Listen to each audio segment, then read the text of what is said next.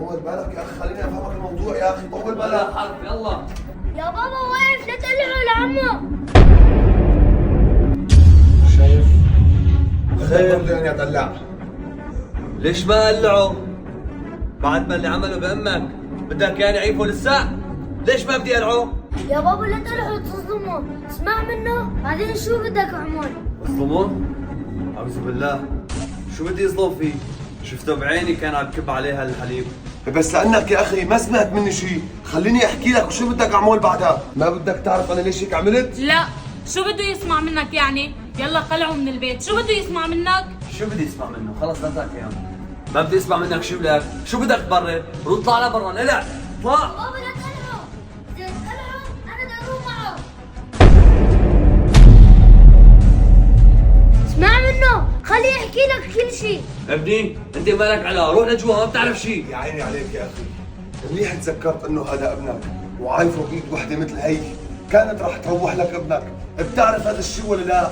شو عم تخبص انت الثاني؟ بدك تطالع لي حكايه جديده مشان تبري نفسك؟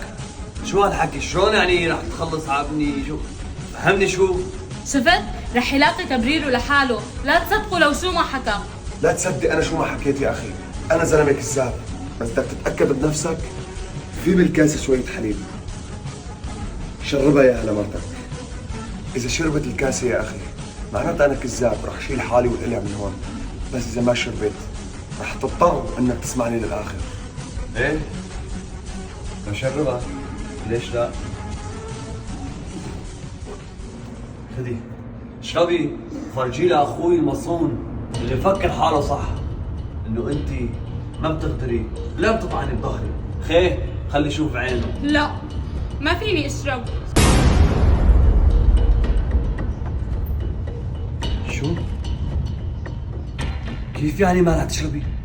شفت؟ لو تقطع راسها ما رح تشربه يا اخي، لانه اذا شربت الكاسه رح تفطس. لك اشربي ليه؟ اشربي عم تشككيني فيكي؟ لك تكوني عن جد حاطه شيء. اشربي. لا، ما فيني اشرب، ما فيني. انا مو مصدق عيني، مو مصدق. ليكي اذا ما شربتيها معناتها حاطه شيء، واذا حاطه شيء اعترفي، اعترفي لشوف. احكي. ايه يا محمد، انا حاطه. شو؟ يعني طلع كلامه مزبوط. بدك تسممي ابني؟